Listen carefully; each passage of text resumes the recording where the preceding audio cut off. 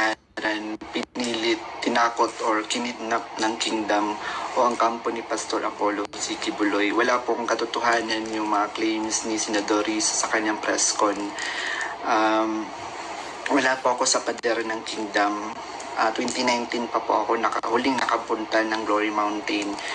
Ito lamang ay pamamaraan ni Senador Risa upang ako ay makuha ulit at patahimikin. Kusa po akong lumabas upang sabihin yung katotohanan.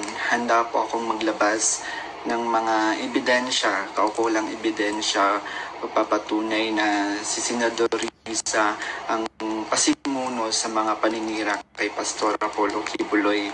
At handa po akong sa anumang mga legal na proseso. Senador Risa, hindi ako nag-text ng anuman sa'yo. Huwag mo na akong gamitin sa mga kasinungalingan mo. Kaya nga nasusuka ako sa iyo. Titindigan ko yung mga sinabi ko sa video na ginawa ko.